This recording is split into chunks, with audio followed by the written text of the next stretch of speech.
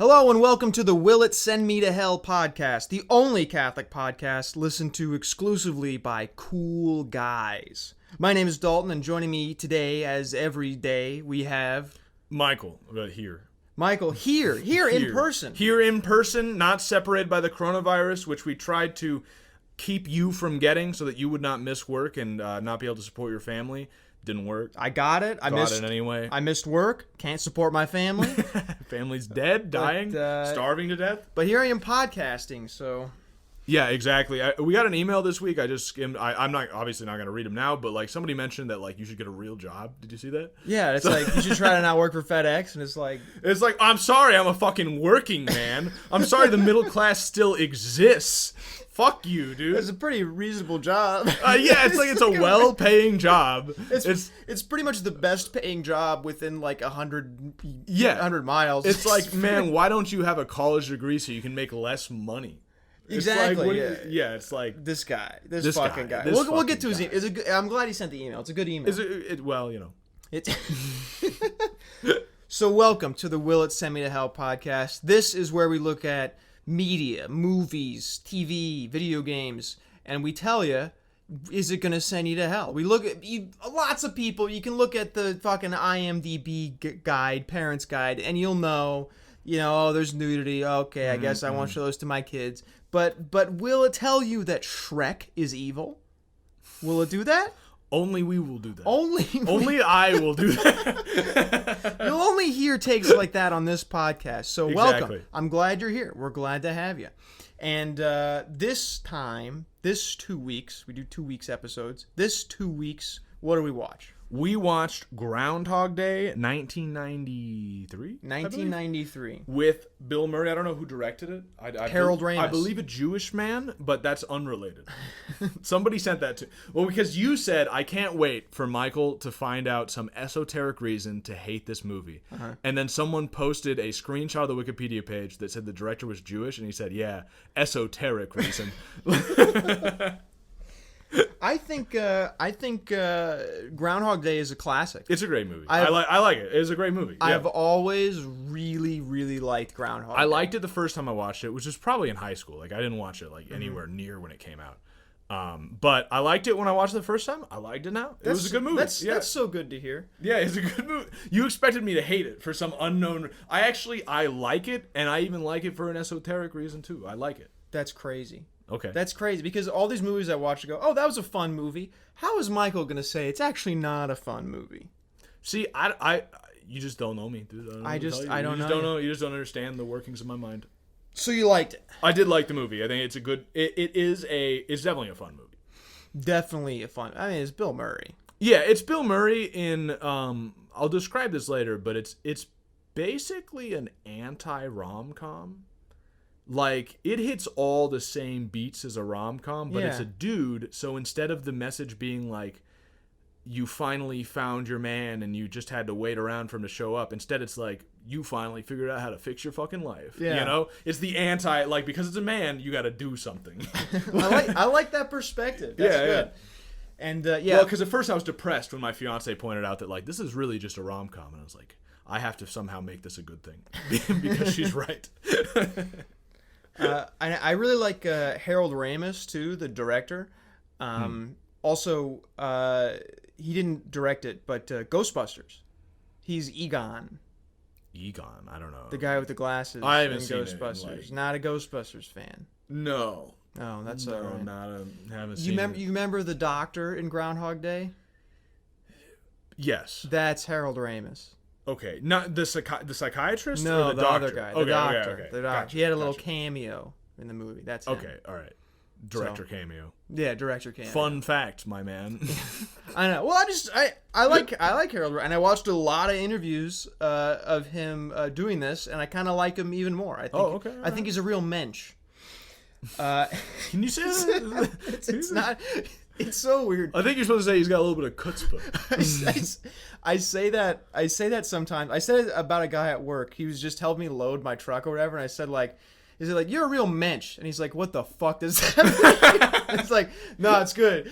Nah, you don't understand. It's like, it's German. It's a good thing. It means, yeah. You want to be the mensch. Yeah, no, it's like, Don't worry about it. I just ended up having to say that. Like, let's move on. Don't worry about it. It was a compliment. So I guess should I get into it? Should I get into?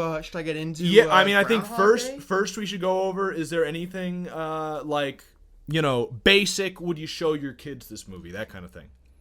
I would. I saw this as a kid. Okay. And I liked it a lot. The only thing is, I guess, Bill Murray does sleep with the one broad, the one floozy. He actually, I don't know if you noticed this. It goes fast. He slept with 2 women and a man. I don't know if you know. I'm not kidding. I'm not joking at all. What did he sleep with a man? I'll tell you. You'll go back, you'll watch the scene, and you'll be, how could I have missed it? All right? Because he's going around, he's trying to convince the main Liz, or whatever her name is. The main Rita. Her name's Rita. I wasn't even close. Played by Andy McDowell. Rita. Trying to convince Rita that, like, he's repeating the same day over and over.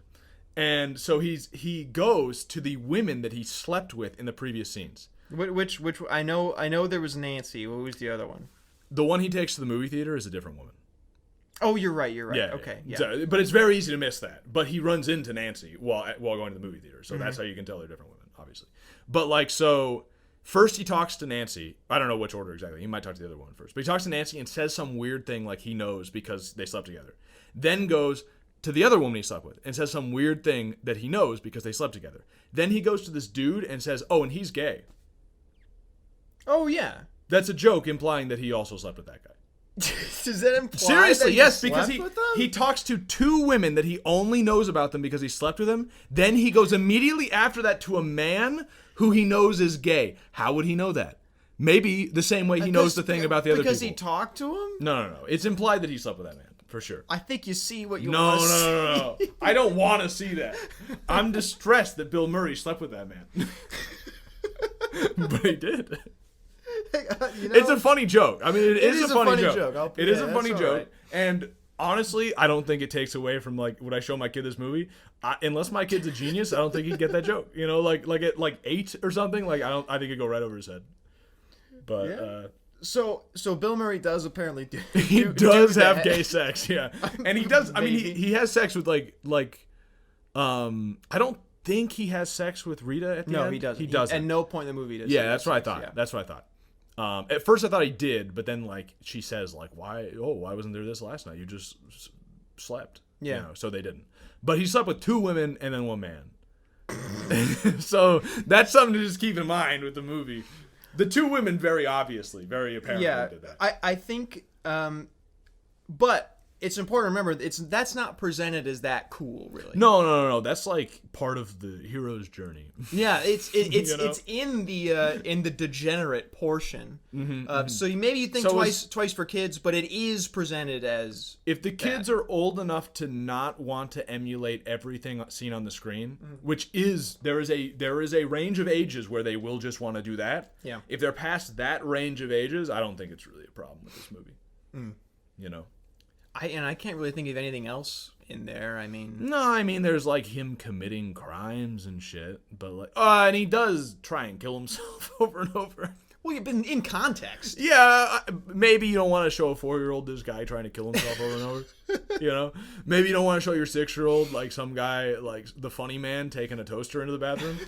That looks like fun. That's funny. Yeah, that was really funny. Maybe I'm a jokester. I'm a bit of a comedian myself. Maybe when mom's in the bath, say, hey, you want some toast? That won't actually kill you. Really? Tried it. You tried it? No. But I've heard it won't actually kill you. Don't try that. But will it hurt you? I think what happens? Apparently it won't it'll just fucking break the toaster. Like it won't it'll just fuck it up apparently. That makes sense. This is what I've heard. I mean, I actually didn't look into it because it's one of those things where it's like everybody says this, but that's a myth and it's actually this, and I just believed it. And now that I'm saying it out loud, it's like maybe it does electroshock you. I don't know actually. I wouldn't do that. This was stored away in my mind as like, I'll store that away even though it's worthless and I'll never use it, so I'm not gonna bother checking. I got tons of it's shit just like that. that. Yeah. And then you say it out loud and you're like, is that true? I didn't think it was worth knowing before, so I don't know if it's true actually. Anyway. So you can show it to your kids, probably. I think a certain point, after a certain age, which is rare for a movie that we talk about that you can actually show your kids. Although it was the last one you could show Spirited Away to your kids. But, But anyway, Groundhog Day. You want me to get into it? Go for it. Okay, Groundhog Day will send you to heaven. Okay. Little spoiler. I don't think that's that crazy to say. Okay.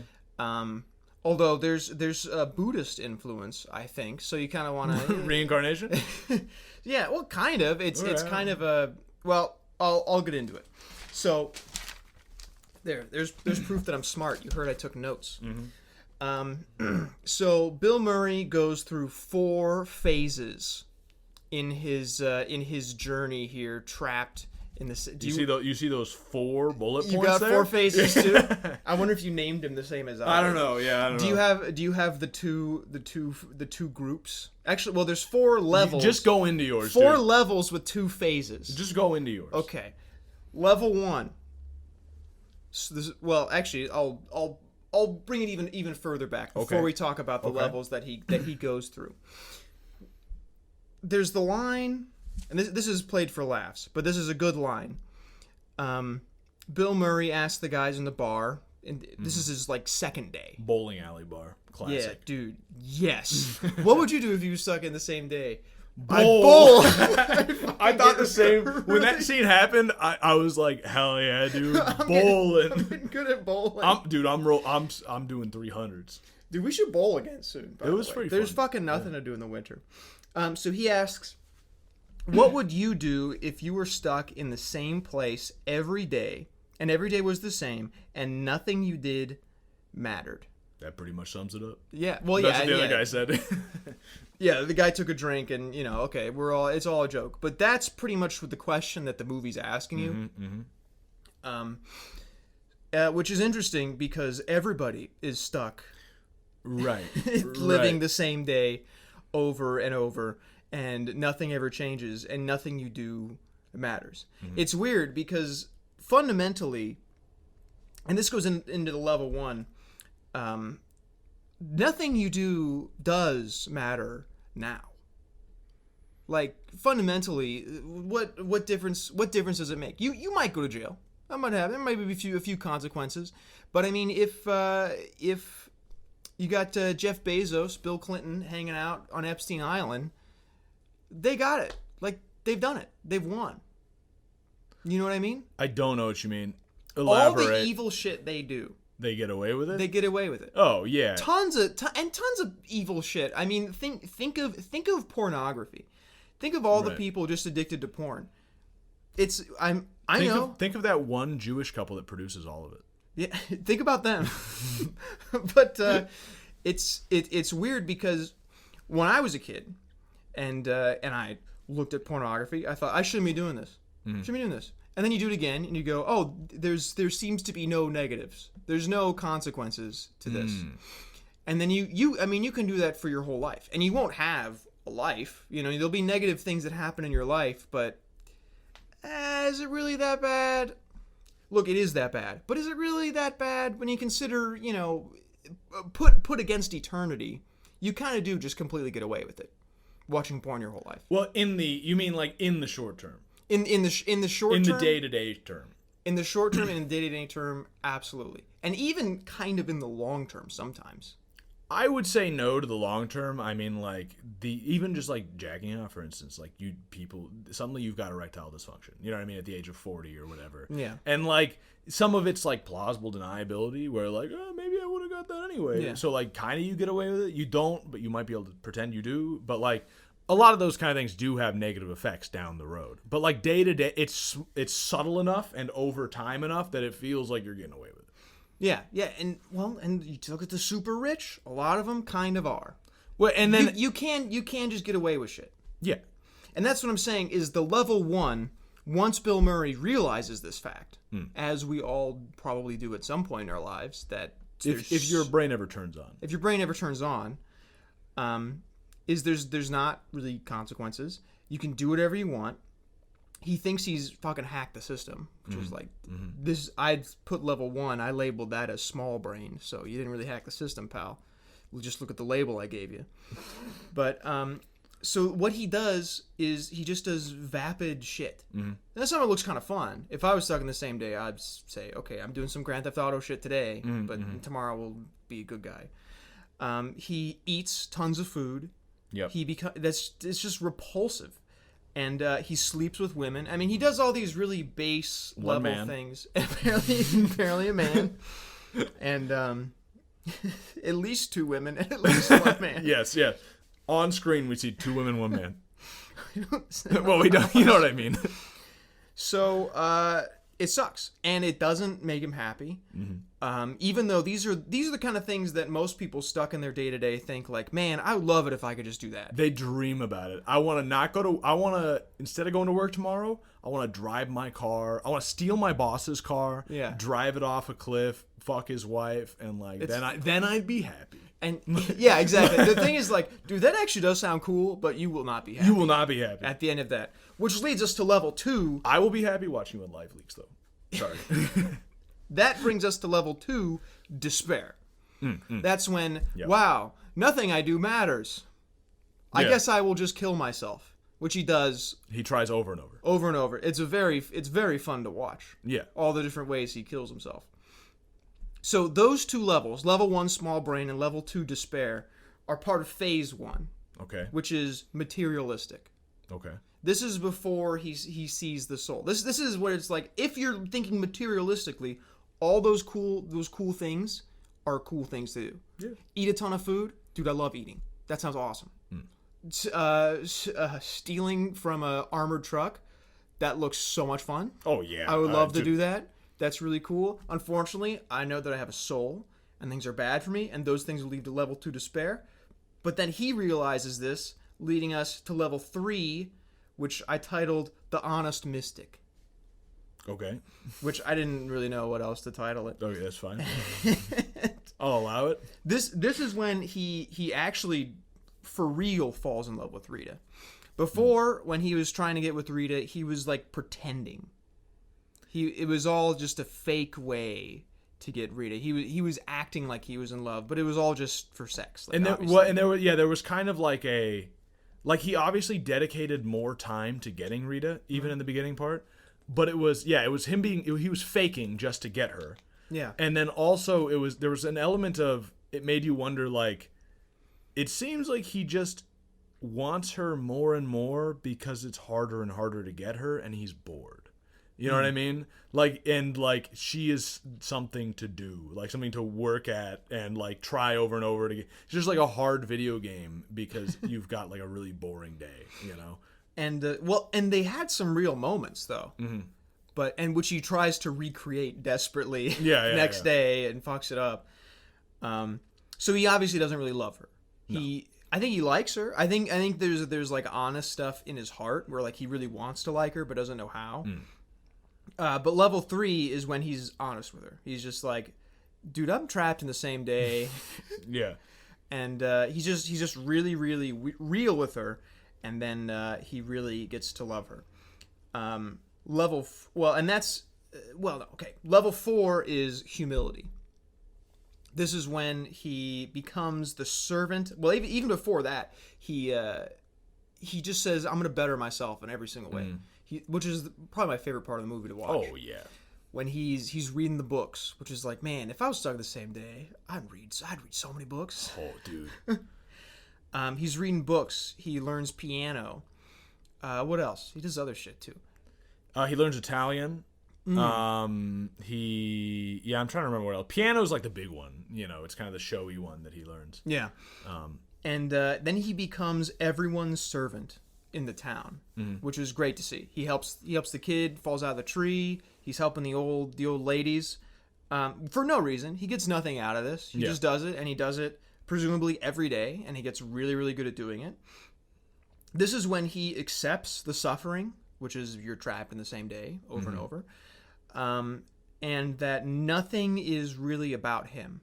It's all about everything else. He's dead to himself, and he is there for others. He really just sacrifices himself completely, which I think it might be a little bit Christ-like, if you ask me. which is great, to see.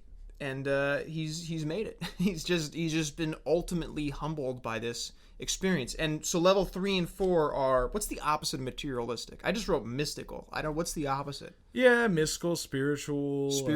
Yeah. Yeah, like anti-materialistic.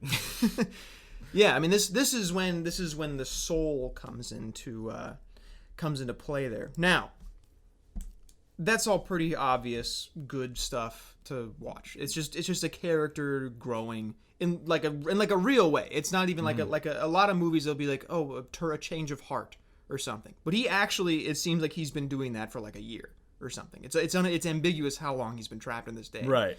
But it seems like he's been doing that for a little while. Well, and he hit like a realistic rock bottom too, which is like, that's how it happens a lot of times in real life. Is like, I mean, that's like, people just know that with like you have an addiction or something, you got to hit rock bottom before you get better. He tries to kill himself multiple times. Like, that's rock bottom. Well, he does kill himself. Well, I mean, he does. Like, well, I mean, he tries insofar as like he did not stop living. Yeah. You know? He says one line that I thought was cool was, "I've killed myself so many times I don't exist anymore," which is crazy, which is Buddhist. I guess There's Buddhist influence in this movie. I can see it. No, I mean, I know you can see it, but also Ramis says so. Harold Ramis. Yeah, well, you know. Death of the author. Did you know, this is crazy, by the way. I was reading stuff that he said. Okay. 5% of the United States is Buddhist.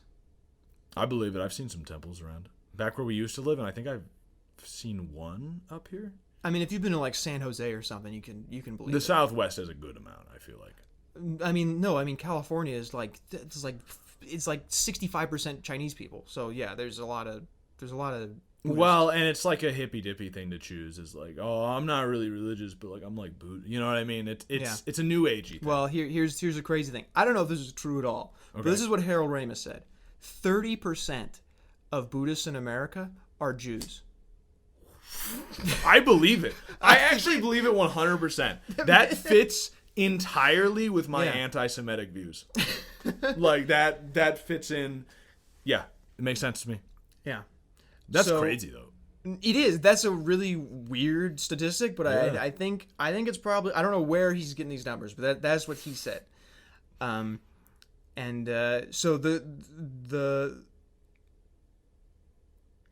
So the interesting thing about the Buddhist influence is when Ramis said that like a week after the movie came out, he got a call from his mother-in-law, who had been living in a Buddhist temple for 30 years or so. She said, "Hey, I've seen Groundhog Day. Everyone here has seen Groundhog Day. We get it. Thank you. You made it. It's Buddhists are loving this movie."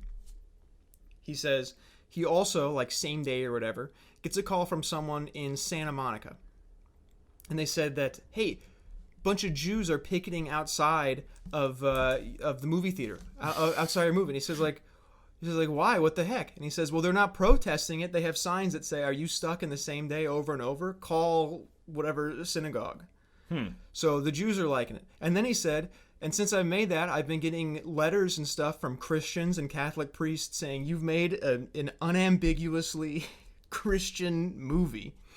So I think now there is an element of truth to all these different religions. That's true. And now there's the most truth in one of them. There's the only truth in one of them.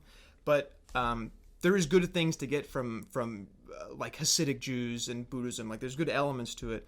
And I think we all kind of, every religion can agree that you should be Bill Murray at the end of this. I guess that's mostly of what I had to say about it. There's one quote that I did want to say from Harold Ramis, which kind of sums up why the movie is really Christian. He says this is about Phil Connors, who's Bill Murray's character. Yeah. He says, he stops worrying about himself all the time and starts living a life of service to others. Then his life gets very full and rich indeed. He embraces where he is and what he can do. And that's great. I mean, that sums it up. I think I don't know what angle you can take to say this is an immoral movie. Well, if you leaned real heavy into the Buddhist thing, you could say it's like anti-Christian or something because it's Buddhist. It's hard. I don't know exactly. I don't take it that way, so I don't know. I'm just trying to imagine how someone would take it. I think someone would really have to stretch to get that out of it. I think you'd really have to be a real meanie, which I thought you might be. I thought you might. But the thing that would really mess me up if you didn't like this movie is if you convinced me not to. which has happened before. Which has happened before, which I was actually concerned about. Okay. But yeah, hey, I'm glad you're liking it. Two points off of what you said. First of all, I just did a little math with the numbers you said in my head. It makes no sense at all. And I was just, because like, you might have seen my face, because it just like hit me, and I was like, wait a minute. Because you said that Buddhists are 5% of the population. And you said a third of those Buddhists are Jewish. Yes. But that would be 1.65% of the population. Uh-huh. And Jews themselves are 2% of the population.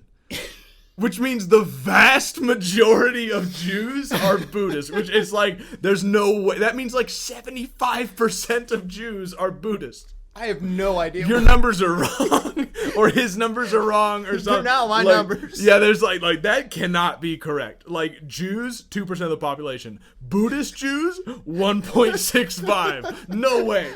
Like no chance.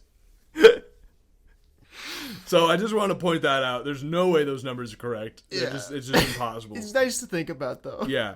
I did want to say the way you phrased one of the things I do somewhat disagree with, and I don't know if you have an answer. So like, Tell me about it. This is a question, because you said he sacrifices himself completely, but this is the same part of the movie where at the exact same time he's also improving himself, and the ways in which he's improving himself do not help anyone else. Like he learns Italian.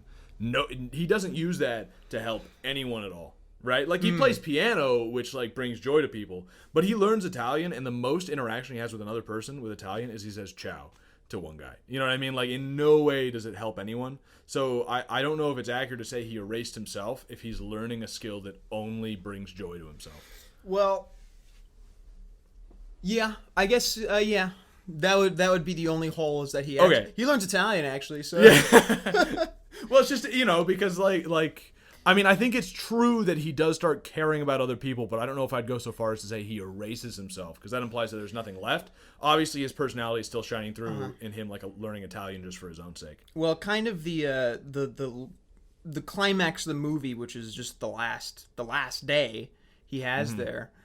That's where you see that he's completely erased himself.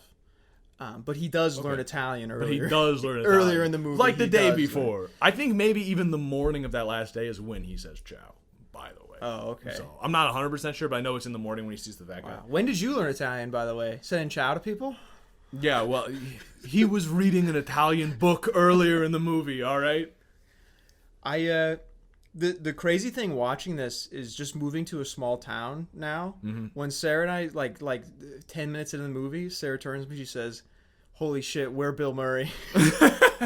Yeah. Because this is why I'm kind of really excited about this movie, is because I'm fucking jaded. I'm jaded as shit. Like I'm from big city. I'm coming here and it's like it's cold all the time. People go, "Oh, hey, how you doing?" Or, "Oh, you going?" And it's like, shut the fuck up. Just leave me alone. I don't care. I'm smarter than you. I'm cooler than you. Don't speak to me. I'm dressed better than you. Why are you fucking talking to me? But I should stop doing that.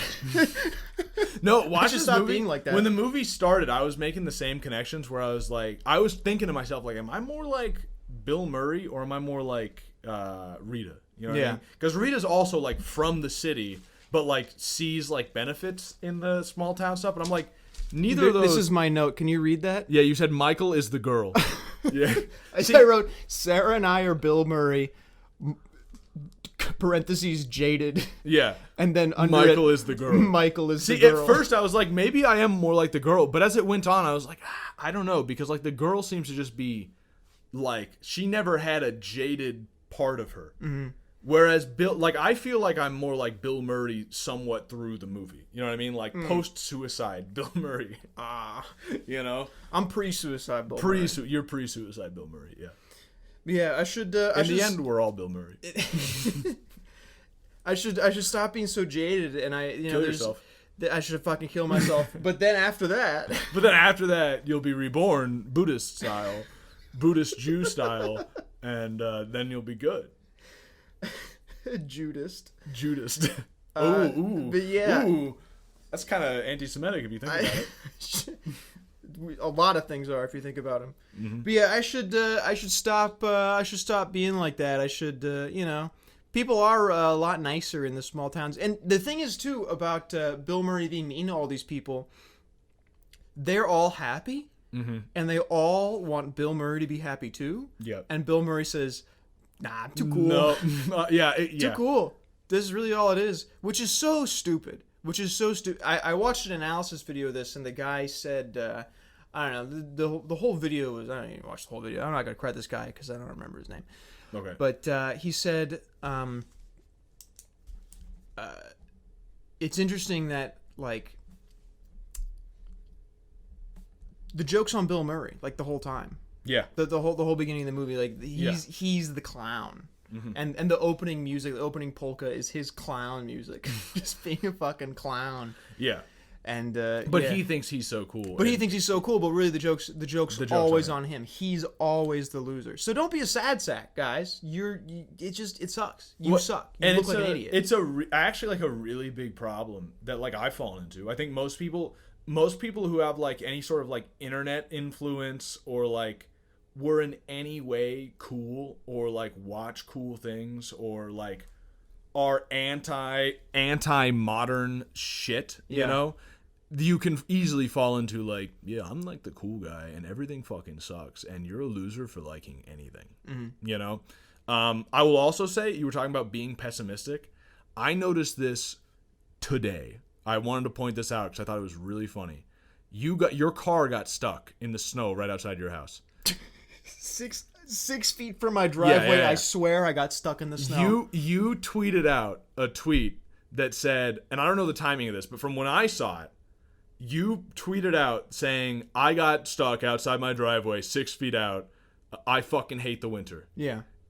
I read that tweet just after learning that a nice neighbor of yours pulled you out, like, not half an hour or something. Oh, yeah, after So, like, I just thought it was really funny that, like, how the story I heard was, like, yeah, Dalton got stuck, but then somebody pulled him out, like, half an hour later. But, like, what gets tweeted out is, like, I fucking hate the winter. Not like I love my nice-ass neighbors, you know? I do like my nice-ass neighbors. That's what I'm saying. But, like, that's not the tweet that comes out. You're right, The tweet that comes out is I hate the winter. Like...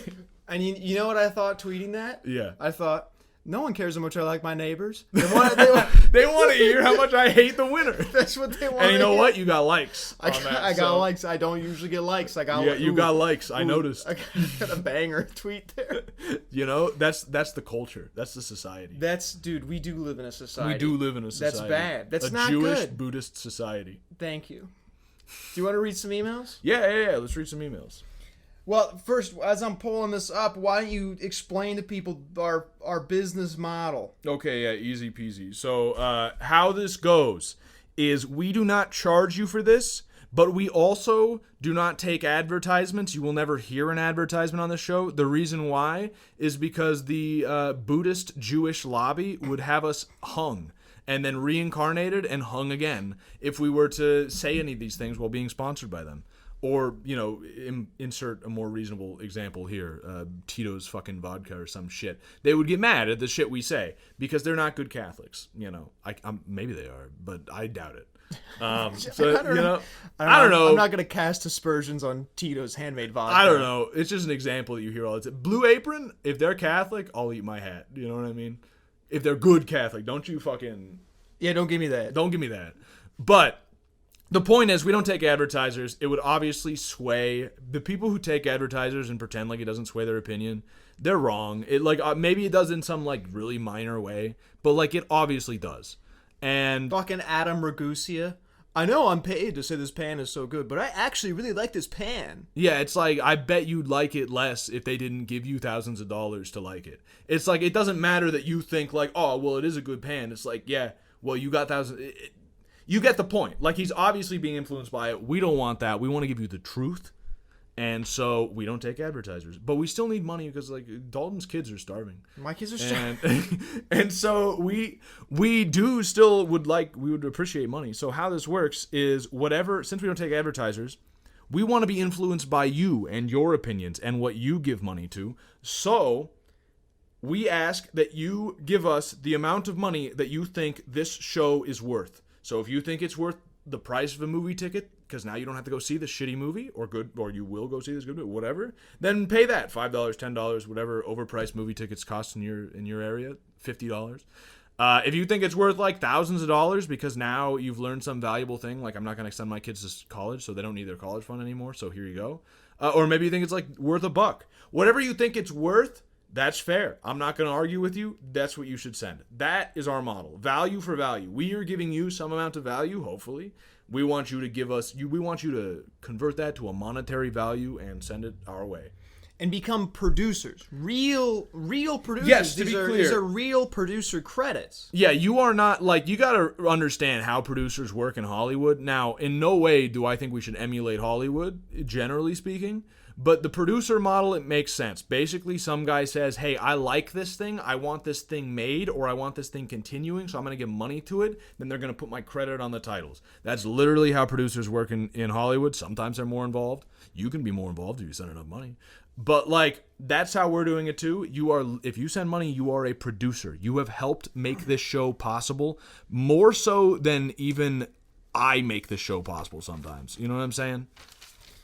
So here are the producers that we are going to thank. Our executive producer is BoomerVet, coming back. Once again, coming back, even though we did not successfully stop saying, like, I feel as if I have not said it so far, but I'm sure I have. I'm sure I've said it a lot. I feel like it was embarrassing last time. It really was. When we did the episode where we try not to say like, it's like, okay, I see, Sarah. It's just a part of it. We said it so often. We said, all right, now I will not say like anymore now. We said it 1,000 times, and I said, oh, wait, shit, I just said it. Yeah, we didn't. We noticed it like the 5th time we said it. We were like, oh, we just said it. It's we will really attempt again soon. I want the money, and I'm embarrassed. So, like, we will attempt this again, but I forgot, and I'm sure we've said it already. So it will have to be next time if we remember. Well, you really should do is you should do a stream where you practice I've been meaning to do that, and I'll do that. So yeah, that's our executive producer, BoomerVet. We have 3 associate. Well, that's with $50, by the way. Very 3 nice. Associate executive producers. We have Magnus T, Halindir, and Stephen K. That's $10, $10, and $5. So thank you very much. These people. Very appreciated. This is a combination of people who donated both on PayPal. That's paypal.me/willitsendmetohell, and also our Patreon, patreon.com/willitsendmetohell. The Patreon, we thank those guys the first show of the month. And again, if you don't understand, Patreon is like a monthly subscription sort of deal. You want to send us $5 every month, that's the way to do it. And then PayPal is like you got a big chunk of change, burn a hole in your pocket, you send a one-time donation. Yeah, exactly. So there's a couple different ways to do it. Also, I'll get some cryptocurrency wallets set up for us also. Cryptocurrency is low right now. It's on sale. Yes. This is not financial advice, but I bought $1,000. So, just saying. Yeah, it's I bought $500 Bitcoin, $500 Ethereum. I'm ready for the next run. I'm excited about Ethereum. I know, dude. You can also, if you want to get your name on a specific episode, like I want my name on the Hot Wheels episode, you can do that. You just send me an email, willitsendmetohell@gmail.com. DM me on Twitter. I mean, just anyway, just get a hold of me. I will set that up for you. That's no problem at all. We will just need to discuss because, like, depending on what you want us to consume, that will determine the price. If you want us to do Homestuck, that's going to be a pretty penny. Yeah, it's like if you want us to watch one movie, that's way different than I want you to watch every single season of this 6-season show. Yeah, exactly. So we'll get something worked out. Now, emails. These are people who just sent emails in. A lot of these people are producers. If you want us to, any questions you have for us, tell us about whatever movies you're watching lately. We'll talk about them. Whatever we're watching. We need relationship advice. You want to yell at us about theological issues? That's fine. This is what the email's for. willitsendmetohell@gmail.com. Send us emails. We read them. And our first email is here from BoomerVet, our executive producer. Gotcha. BoomerVet here. What's up, gentlemen? After hearing your attempt to not to no one writes we don't write we say it. This guy he was using text to speech. He was using speech to text. After hearing your attempt not to say my wallet was just so happy to keep my $100. Being a prick. Keep trying. As a possible future show, I would enjoy. You know what's interesting? I'm interrupting you, but I'm really interrupting him. Okay. So I think it's interesting how he's obviously fucking around, but part of me wonders if he actually understands where the natural points to put the word are, because I'm not gonna pretend there's a science behind it exactly, but see right there. That was a natural placement of the word Michael's defending. You understand? No, I'm just saying this is very interesting that where he places the word is not accurate. It's the wrong spots. I'm just saying it's interesting. It shows that he really, truly, I believe 150% that this man is actually a boomer and not someone LARPing as a boomer. It's like when someone a Mormon tries to cuss and they're like, "Get the damn off the couch." Yeah, just using it wrong. That. Yeah. As a possible, I'm noticing everywhere now. You said it 3 times there. I just said it. See, that's the problem with doing a challenge like that. Is it's gonna interrupt the flow of the show because it's I can't say anything. I'm just thinking. We'll get there though. We'll practice off mic. I will practice. As a possible future show, I would enjoy hearing you two discuss video games in general and the impact you feel they have on today's children and adults. For example, what impact do you think video games have on a young person's mind? Do they give children a distorted sense of right versus wrong, good versus evil? And do they desensitize children to violence and death? Are there any heroes in video games that display Christian-like values? As for adults, do you feel they provide an acceptable or even better outlet for aggression and/or fantasy? Do games offer a better escape than drugs or alcohol? Dude, have you played video games? In other words, for adults, what redeeming qualities do video games offer? These are just some examples of questions, but please take this discussion in any direction you want. It's your show. Just so you know, I love video games, and ha. There was more to that. You didn't get the full message. I will try and find the rest of the message. You need to go on PayPal to read the rest of it. Oh, really? It was sent through PayPal. Yeah. Oh, that's kind of annoying. Yeah. Got right War and Peace over here. Yeah, well, I thought you had it ready. I would have pulled it up already. But we will definitely be discussing video games semi-soon because I don't know if we want to reveal what it is yet, but... We've mentioned on the show. Oh, okay. So not the next episode, but probably the episode after that, we're doing a BioShock. I'm not logged in on PayPal on my phone. Well, I think he probably just says have a good one because I think so too. So thanks. Maybe he says I have a bias, and maybe he keeps going. I don't know. I don't know. Next time, pull up the full message. Well, no one's ever made a message that long where it cuts off. So, I only know this because on stream the same thing happens. Oh, okay. That's why I know. But yeah, we're gonna do a video game episode before too long. Yeah, we have a particular video game we're gonna cover. Probably not next episode, but the next one we're covering BioShock. I just beat BioShock on stream. If anyone wants to go and look at that to get my early thoughts, twitch.tv/YEOMANVIDYA.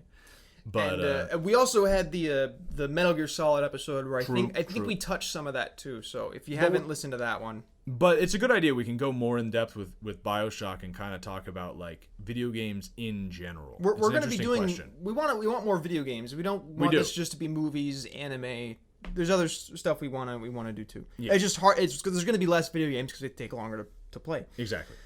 Next we have from Stephen K. Says love the show. Thanks. He also is the one who sent $5. He's our associate executive producer. Yes, thank you very much. Now we got the doozy. Yeah, okay. We got the doozy here. This one's from the one Wizarl, who I see all the time in the Discord and other things. You know, he's been following a lot of stuff.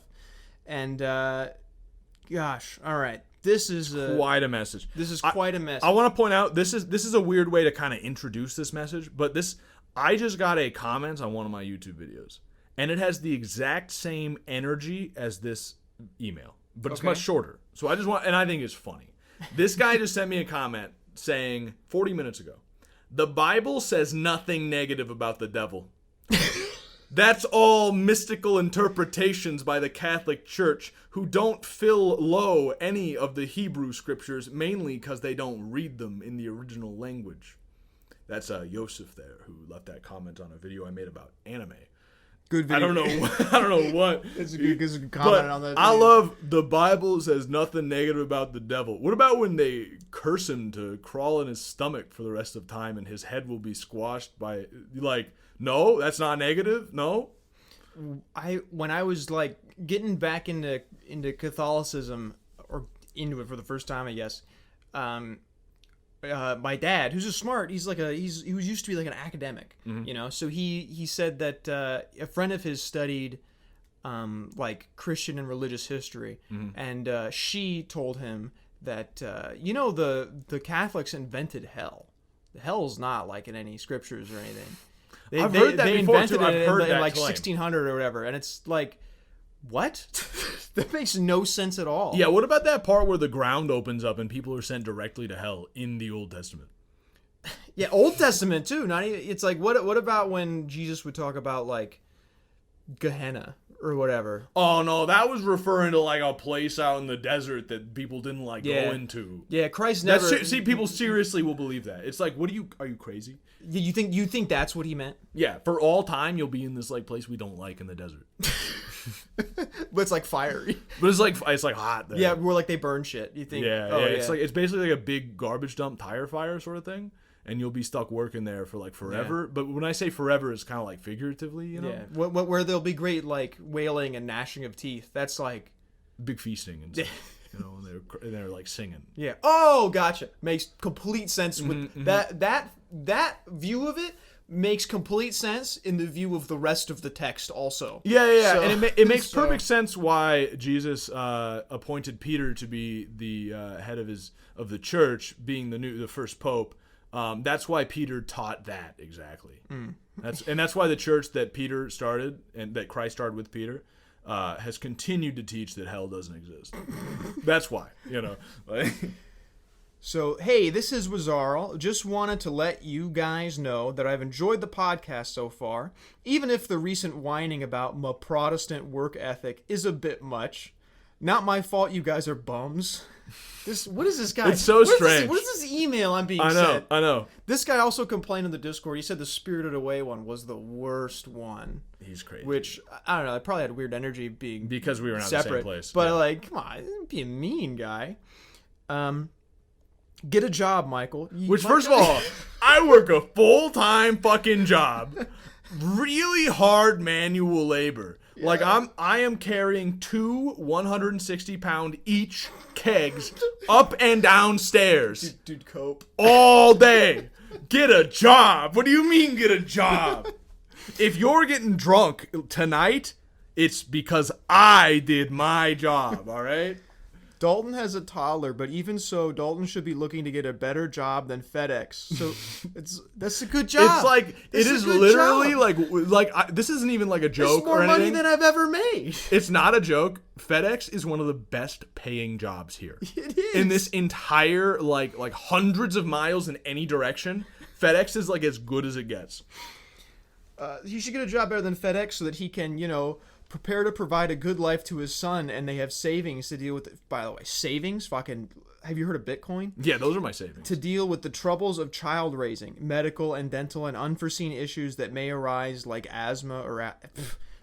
It's called feeding your kid organ meat, all right? Yeah, like, I'm not even joking. I don't know about you, you know, but you eat pretty healthy. I eat extremely healthy, and my fiance, her entire childhood, never had health insurance once. So you're telling me, oh, you gotta watch out for medical and dental and shit, and it's like, No, I don't. No, I don't. No, I don't. Never tell me. You think I need to watch out for asthma or allergies? Do you think I'm giving my kids vaccines? Ooh. Think about it. Think about it. Think about it. Just my 2 cents. Do whatever you want with them. Okay. Yeah, okay, thanks. Happy you approve. Now, as you two are unrepentant papists, I have a question. I think I'll tell you, that's a friendly jab. Okay. Okay. Why do Catholics venerate Mary as a figure on par with Christ himself? Disagree with the major premise already? Yeah, well, we don't. Yeah, so Dedicating prayers and good works to her like she is God. No, wrong. Nope, Incorrect. wrong. Mm-hmm. Mary is a mortal woman who is now dead. Also wrong. Also wrong. I don't know if you believe in heaven or not, my man. Like, people who die and go to heaven aren't dead. I don't know if you know that. Separation of the body from the soul. But she was assumed into heaven. But she was assumed into heaven. So yes. she is not. So yeah. Other saints you may say are dead. Okay. Fair. But the Blessed Mother, but not Mary, not the one he is talking about. Yes, was assumed into heaven. So she's actually not dead. I love this next part. He says nothing particularly holy about her. I'd like to point out. Okay, this man thinks he knows better than God himself. See. Honestly, him saying that gets my blood boiling just a well, tiny like, bit. I'm just like just think about it for a second.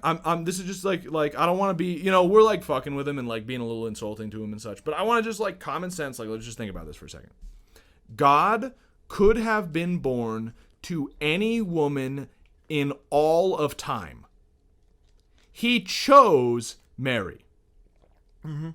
And this man says nothing particularly holy about her.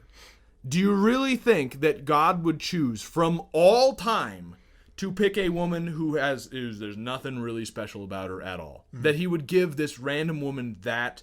I mean, like, obviously it's a great blessing to be that woman. Like, there's not really a way to be deserving of that. Mm-hmm. But at the same time, do you think he's not going to pick the woman most deserving of that? It's an insane like by saying that you're saying you know better than God. You know some woman who would have been a better choice than Mary.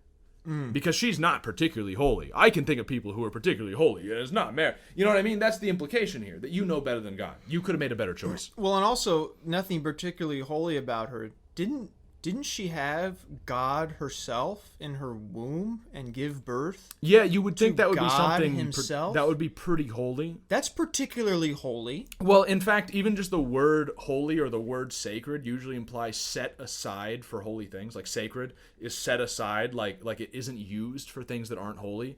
And the fact that she gave birth to God means that she was set aside for holy things. Like, that is obvious.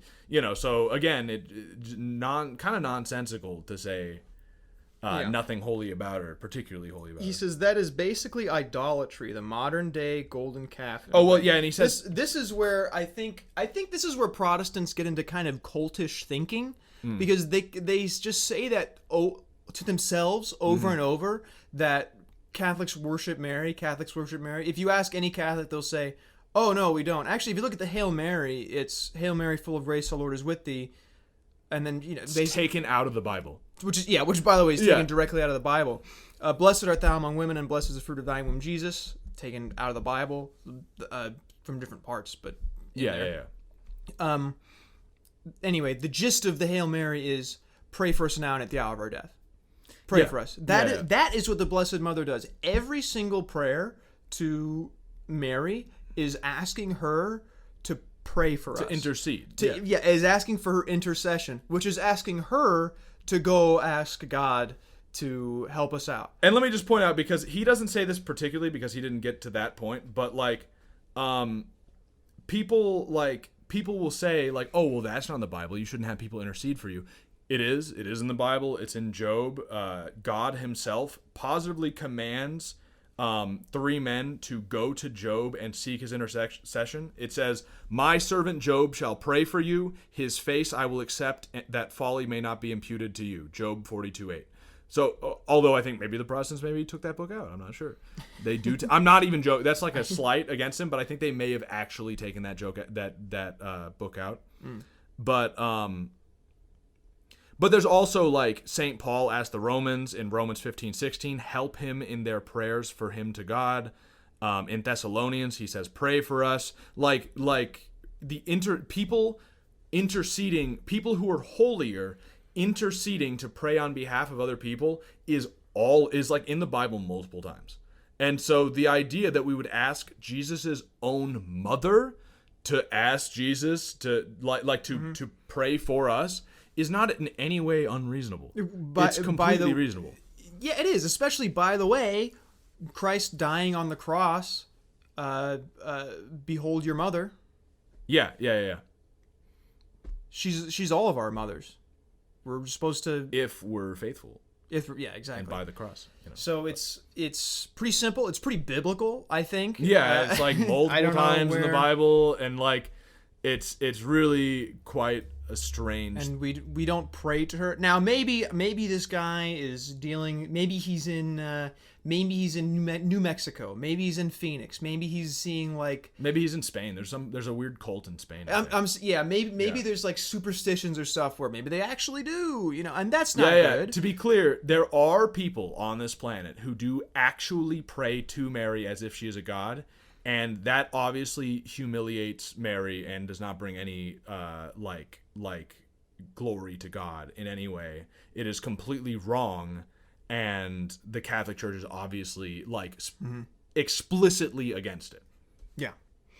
Let's see. He says, this is blasphemy, by the way.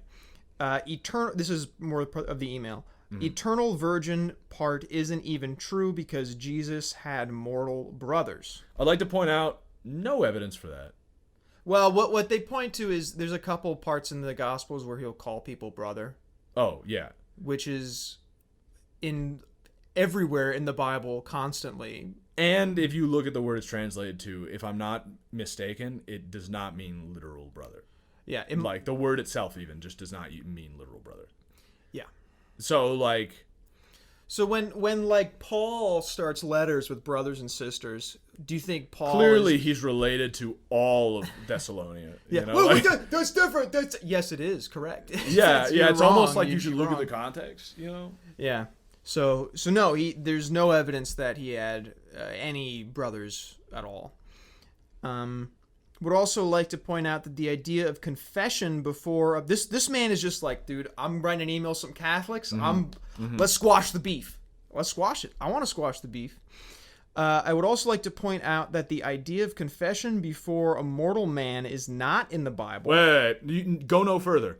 James 5:16, confess your faults to one another. Okay, there's no need to go any further in that one because it is literally in the Bible word for word. But Protestants don't like the Book of James. There's lots of stuff like that in there. Did they take James out? I don't think they did. I don't know because in the Book of James it also says that faith. I think that's the one where it says faith without works is dead. I don't know how. I just want to point out he says it's not in the Bible. It is in the Bible. So okay. Well, also what you bind on earth will be bound in heaven. Absolutely. That's pretty. Christ says that. It's in the Bible. That is right in the Bible. Yeah. Oh no, but that actually means what? It's so clear cut. Well, that's why I like the one from James. That's why I like the one from James, which was confess your faults to one another. It's like, wow, that's and what does it say right after that? And pray for one another. Okay. Which, okay, cool. And then he says, a man cannot absolve me of my sin. Only God can absolve sin, and he doesn't need a priestly intermediary to do it. Again, this man is implying that he knows better than God. His immediate statement is correct. A man cannot absolve me of my sin. Yeah, a man alone within his own power has no power to absolve someone of sin. Only God can absolve sin. Also absolutely true. He doesn't need a priestly intermediary to do it. Also 100% true. God does not need a priest to do it. He chose to do that, though. Are you saying you know better than God and the way he chose to do? Because, again, in the Bible, he says to confess your sins. He also sets Peter apart as the rock to found his church on. So, no, he didn't need to do any of that, but he did. And so, maybe you think you know better than God and that he should have done it directly to you, but he didn't. He didn't need to do it this way, but he did do it this way. And that is pretty important. Well, it's an important distinction. Yeah. Either way, I've enjoyed the show so far, even if I don't share the same theological views as you two. That's, I respect that. No, that's great. Thank you very much. Eagerly look forward to more in the future. You should do an episode on Angel and Demon and or the Da Vinci Code, even if only because you will get great content from Michael raging at the misinterpretation of Catholic doctrine / Christianity in those films. Wizarl. P.S. And then he has an image that says Sola Scriptura, Sola Fide, Sola Scriptura, except those parts that we took out of Scriptura. Not. It's actually it's so like funny. It's like, so funny. Yeah. So it's faith alone, but it's actually like, Scripture alone, but it's actually like like Scripture 3/4. You know what I mean? Like 9/10. Take those out. Take those out. Yeah. Take those out. And only my version of Scripture alone. Sola Fide, by the way, faith alone. Yeah. Sick. Cool. Yeah. Cool belief there. I really do believe that my dad, who one time said he believed in Jesus, then after committing adultery and being a drug addict his whole life, is definitely in heaven. Cool. That's cool you believe that. Yeah, it's cool. That's cool. You know what? You know what? Probably true. Fucking probably true, dude. Anyway, those were emails. If you want us to fucking ridicule you, yeah, send them in. Send them in. No, actually, I really like that email. It was a good email. I want more emails like that. Emails like that are really, really fun. So send them to willitsendmetohell@gmail.com. You can also follow us on Twitter @sendmetohell2. I've been tweeting more lately for the show. Also, just my tweets. I've been tweeting a little more. Yeah, @cheddar_breeze. What's your deal? Yeoman Video, I believe. Did we establish that last time, right? I don't know. Okay, I'm not in charge of your Twitter. I don't know. I never shill it, so let me just make sure this is important. Yeoman Video, that is correct. Okay, YEOMANVIDYA. And these will all be in the description. These links to. I saw you change your name recently to Negative Sex. Yeah, which is something I said, I believe, on my stream or something. I don't remember. Also, we have Letterboxd for the show. I forgot what it's probably Send Me to Hell. On Letterboxd. So. I'm also on Letterboxd. Dalton. Me as well, but I haven't updated. Dalton _cheddar. You can check it. You're interrupting. You're speaking over all my links. Sorry. No one's gonna follow me on Letterboxd now, Michael. Just follow me on Twitter, Yeoman Video, so you can read about me eating raw meat. What are we doing next? What's the next episode? Next is. Do you know? Chris Chan, right? Next is the Chris Chan show. I'm so excited for the Chris Chan show. I gotta say, no, I can't say, because we'll be doing the show soon. But I'm excited. I'm really excited to talk about Christian Weston Chandler, the man. Basically, because people are gonna this is a human being. so people are probably wondering, how are you covering whether a human being will send you to hell? Basically, there's gonna be a lot going into this. I feel like it's gonna get kind of esoteric, but I think our premise is. Will Christery send you to hell? Christery being the online term for the history of Christian Weston Chandler, this man who, if you don't know, is a very strange, possibly autistic, possibly evil, possibly retarded, but also possibly taken advantage of by his parents, but possibly also molested one of his parents. Very strange man. If you don't know, if you know about Chris Chan, you know about Chris Chan. Mm-hmm. If you don't, fucking do a Google search. You'll find a lot. He's the most documented man in human history. But there's a lot to get into. So we're covering whether or not the history behind this man will send you to hell. So that's going to be both the quickie, which is his Wikipedia page. And then also stuff we both have been listening to, I think we both finished, the Comprehensive History by Geno Samuel, which is a really long documentary that goes until 2017, 18. Mm-hmm. There's still 3 years after that where he does even somehow crazier shit. But yeah, so just from different sources, but his life is based, the study of his life, will it send you to hell? That'll be next. I think it'll be a fun episode. I think it will. I think we both could have a lot to say about Chris Chan. I'm just thinking about how much thinking I'm gonna have to do over the next 2 weeks to figure out what I think about Chris Chan, because there's so much. There's so many layers to it. So send in your emails, Chris Chan emails. I would love to hear I want to hear anything you have to say about Chris Chan. Anything, good, bad. Do you think he faked it the whole time? You have been trolled. I want to know. willitsendmetohell@gmail.com. Email us about anything, but I really, really want to know what you think about Chris Chan. 100%. Let's get back to the show. Okay, so what I think about the show, I think movie. At a basic level, I think your like themes sum it up really well. The fact that this movie, I guess one way I would put it is this movie teaches the lesson most people are going to get out of this, that every day in real life is analogous to how Bill Murray is living in Groundhog Day. It's the same thing over and over. And what this movie kind of portrays is that the way out of that, the way to escape the monotony of day-to-day life, is not hedonism, which he tries first. It's not suicide, getting out of the life that way, which he tries second. It is the combination of both improving yourself and doing good to others. I think that's a basic level, like that is the theme the majority of people are going to kind of take home in one way or another. And I think that's obviously like a really good message to take home. Like, don't be a hedonist, don't kill yourself, improve yourself and help other people. That's where you'll find fulfillment. That is what will break the spell of every day feeling like the same. Whereas in the movie, it is literally the same, but obviously that's a metaphor. For, like you said, that's a metaphor for like the guy he was drinking with saying like, that is what my life is like, you know. That puts it makes it pretty plain. I think this movie also, in two other like kind of esoteric ways, has a little bit more that you can take out of it that I think are also really good and will send you to heaven. Okay. So the first one is that this whole movie, or at least a big portion of this movie, is dating advice.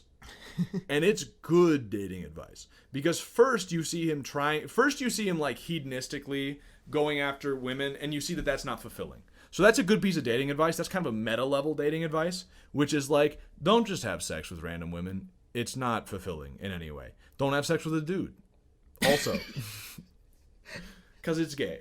I love it. No one else thinks that. Oh, I bet it's on like the fucking Wikipedia page or something. I'll look it up after. IMDb. I bet it's on IMDb trivia. Okay. Did you know Bill Murray is gay? Trivia. Okay. Yeah. But I bet there's a shitty YouTube video and it's in the fan theories. Okay. There's no way I'm the first person to have noticed it. That's what I'm saying. I don't know. There's no way. If I am, I'm just sorry. I'm more aware. But Harold Ramis is dead now. We can't ask. Can't ask him. Well, okay. So the dating advice, like at first, what he's doing is he is pretending to be like Rita. That's her name. Mm-hmm. Pretending to be like Rita in order to attract her to him. Like he is completely erasing himself in order to be just her. Like in order to pretend to have her interests and getting the same drink as her, toasting to the same thing. All this shit poetry. That like it's something that I think people, it's a really good message to show that is not the way to do it, because there's two levels to that. One is it's saying you shouldn't lie, right? But it's also not saying you shouldn't lie about what you like. You need to find someone who likes all the same things as you. It's saying you need to not lie about what you like, and you liking the same things as this woman is not important.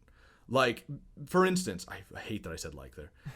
For instance, like you're noticing. At first, he learns French because she likes French poetry, and he like memorizes some French poetry.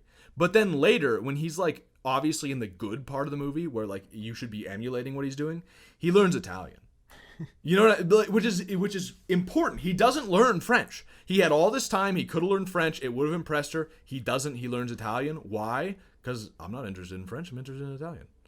Right? I'm not going to lie to her and just learn French because she likes French. And did she care that he didn't know French and he knew Italian instead? No, obviously not. I mean, it didn't really even come up. but that's the first thing, is don't lie and make yourself pretend to like what they like. Just like what you legitimately like. It doesn't matter if it doesn't always match up with what they like.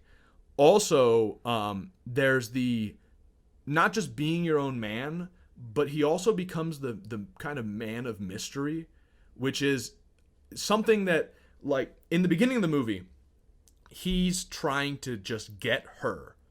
But by the end of the movie, he's improving himself, which has the effect of getting her. And that is an important distinction.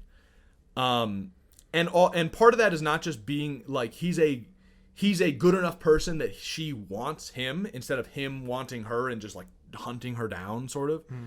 Instead, he has improved himself. And also, because he has improved himself in so many ways, he is now just a more interesting person. For instance, just the fact that she is now at the end of the movie blown away by all this interesting stuff that he knows and all these people who know him, and he's not earlier in the movie he's bragging. He's like, "Oh yeah, I know French poetry. I know," that he's showing off, right? In the end of the movie, he's almost going out of his way not to have these people point out all these nice things he's done. He's not playing piano because he knows she's going to walk in. He's playing piano because he's having a fun-ass time playing piano. It's that kind of thing. It makes him actually an interesting person who stands, like a person who stands on his own and has lived enough that he's interesting. The Italian thing didn't even come up, but somewhere, like, they'll be dating for 2 months, and then it'll be like, "What the fuck, you know Italian?" It's like, "There's a lot of things you don't know about me." That's an interesting man. You want to be that kind of person. And the only way to do it, you can't fake it.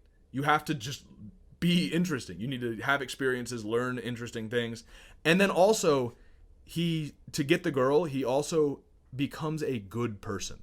He does good things for other people, which is not just like a moral message, which it is obviously, but it's also at another level, just for the dating advice aspect, is social proof. Which is just something that a lot of people maybe don't understand about women. But if women see that other women want you, they will naturally want you. That is just like a biological, it's social proof. And it's not even just that. Is that what that's called? Social proof? Yes. I haven't heard that before. Oh, okay. There's 2 layers to it. One is the like sexual marketplace value aspect of social proof, which is that other women there, like at the party at the end, wanted to be with Bill Murray. That's that level of social proof. But there's also the level of, hey, this whole society likes this guy, so I don't have to be afraid that he's like a creepy rapist or something. And I know he's a good guy. I know it, and it's social proof. And it's a biological strategy, which is that if we lived in tribes in the past, right? A woman, instead of having to go to every single guy and try and find out all the facts about him and if he is factually a good person to raise kids with, instead, she just has to look at the social environment and like, who do all these people respect? Oh, they respect that guy? He must be a good choice. Now, that can obviously go wrong, but that's the basic idea behind it. And this movie is showing that as well. Like, by being a good person, he has this entire town being social proof that he's a good guy and worth dating, worth being with. There's also that, I guess I kind of said he's humble. He's not bragging about all these like benefits about him. And I don't know if there's much else more to say about that, but I think in a weird way, you could watch this movie and then like, oh, that's how you attract a woman. Seriously. I think so. Yeah. I think there's a way to do it. And I don't even think it's entirely unintentional. I don't think that's that crazy of a thing to think. No. And I think it's not like the primary theme of the movie, but I think it may have even been semi-intentional as like a secondary theme or something. So I think in that way, great messages. All of those things I just said, they're true. They're useful. Like, you should, if you're trying to find a woman, you should implement those in your life. Like, you should focus on improving yourself rather than like chasing down some particular woman, getting one-itis and like, and just pretending to be like her. Do Bill Murray post-suicide in your dating life. Yeah. So then that's the one thing I noticed. And then the second sort of more esoteric theme I saw in this is that this whole movie is a metaphor for the neat life. The neat life. As in, neat standing for N-E-E-T, not in education, employment, or training. The other term for it would be shut-in or hikikomori in Japanese, which basically means shut-in, but it's a particular like type of shut-in. They stay inside all day. They don't do anything. They don't work. They usually have some weird fringe hobby, but generally they're a shut-in, right? And them not working and being home all the time is their primary feature.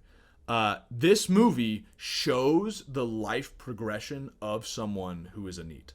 And I know because I've lived this life progression. I didn't kill myself. But, like, you know, like, this progression is real. It does happen. And this is not even necessarily, like, a moral judgment, maybe. It's just kind of like, wow, this is extremely true to the NEET cycle. And obviously wasn't on purpose. I don't think in 1993 NEETs were really a big thing. No, I don't think It was starting. There was that movie Dropout or something. I don't remember what it's called, but it was kind of starting in the 90s, but I don't think it was on purpose at all in this movie. But how the NEET life starts. So you just, you know, like finished high school and you're not going to college, or you just dropped out of college and you're at your parents' house, your grandparents' house, or coronavirus just hit and you don't have to pay rent for a year, basically, you know, because of whatever circumstances you're in and the stimulus checks and everything. So like, or unemployment, obviously, with corona and stuff. How it starts is exactly how this movie starts. Hedonism, crime. You're like, when he says in the movie, like, I don't have to play by their rules anymore. That is the man who is like, I don't have to be a wage slave anymore. Nice. I get to stay home all day. The equivalent of him having sex with these women is I'm jacking off all day. Hell yeah, dude. The equivalent of like, stealing and shit is just like I'm pirating movies. I'm watching movies. Like the eating is probably equivalent to eating. I'm getting Uber Eats every day. I'm playing video games. This rules. I don't have to play by their rules. I don't have to play by their rules anymore. Exactly. Yeah. That is stage 1 of living the NEET life. Stage 2 is suicide. Like, stage 2 is horrible depression because you realize nothing you are doing matters and you are wasting away. And every day is the same. You wake up way too late. You, like, sit in front of your computer trying to decide what video game you should play and spend significantly less time actually playing anything. Yeah. And then you start one and you're like, nah, nope, that's not it. And you do that for like a couple hours. Dude, I've been there. I've been there. Yeah. And then eventually it just gets worse and worse. And all the hedonism stuff you were doing earlier is probably catching up to you. And eventually it's like, fuck. And then some people actually do kill themselves. And they do not get any further past. Like every stage along the way, there are people who are stuck there. Although the hedonism phase definitely doesn't last. But people can be there for a while. But eventually it'll go to the depression phase. And some people never get past the depression phase because they actually do kill themselves. Or they're in the depression phase for just years and years and years. But if you get past the depression phase, the next phase, and I'm talking, this is my experience. The next phase of the NEET life is I am improving myself more than any man has ever done in all. Like, I am going to be the Ubermensch. I have 24 hours every single day that I will dedicate purely to improving myself. And that is actually a real phase of the NEET life if you make it past depression, where, like, you're learning Italian. You're learning how to play. Like, what did I do in this phase in real life? Learned Japanese, learned how to play piano, and was working out. Like, that is legitimately... Well, and you started streaming. And I started streaming, and I became Catholic. Which is the next part in the NEET life, is once you start improving yourself, what naturally comes next is you start improving your spiritual life. So, but again, not everyone makes it that far. It is the natural progression, though. Like, it's a path in the woods. Not everyone makes it to the end of the path. But it is the path. And I don't know, like... There's not really a moral lesson to take away from this. It's not like I can say, like, yeah, so therefore this movie is saying you should fucking quit your job and be a NEET for a few years so that you can get past the depression and get to self-improvement. I don't think that's really a good message in any way. I don't think the movie in any way portrays that as a good message. I just think it's very interesting just how accurate this is to a NEET.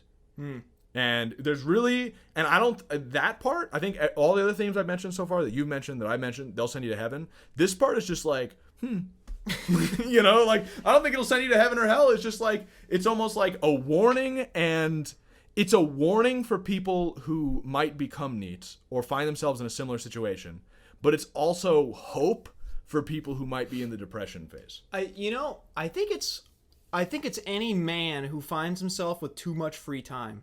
Yeah, I'm lumping that what it into is. I'm lumping that into neats, but I suppose there are definitely other situations. I've Actually, yeah. Like if you're a Anytime. lighthouse keeper, seriously. yeah, or like First thing you do is jack off in the lighthouse. I've seen the lighthouse. That's the first thing. I wonder if anyone's jacked off up here. You've seen the lighthouse. I've seen the lighthouse.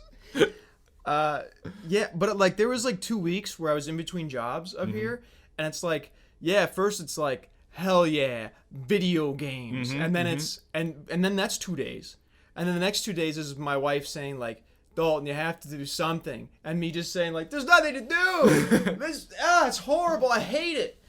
And then it's, I could start doing this. That'd be really cool. And then I got a job, and then nothing happens. But it's always right toward the end where you're like, yes, I have purpose. I got the call. All right, I'll go. Okay, yeah, I'll start. I was tomorrow. gonna say that's actually really interesting because I've sort of had the same thing, and I wonder if because also in this movie he starts improving himself just before the movie ends, which is interesting because you're right. In real life, typically how it goes with this kind of stuff, like whatever amount of time you have, you will go through this cycle and it will expand to the amount of time you have. Yeah. So that's actually really interesting. Maybe the message is actually stop this cycle as soon as you can, because that will get you the quickest into the end part of the cycle that's actually good. I don't know. There's a lot of ways to take that because I've done that. I remember when I was in school, like in high school and stuff, like the summer would be this cycle.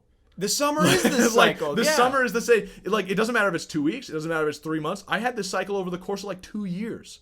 And it didn't matter. It like this cycle fills, like if it's 2 weeks, like you said, you have 2 days of hedonism.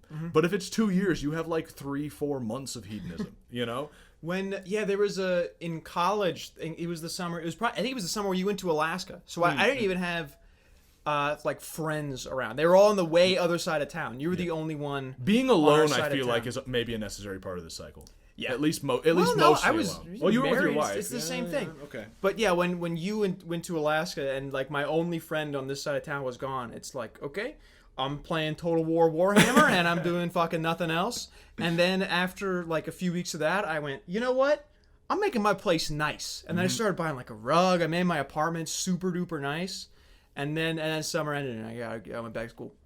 No, I remember that it stopped. There's so many examples I'm thinking of now because there was also we were about to move out of the Southwest, and I quit my job because I hated it and started doing DoorDash.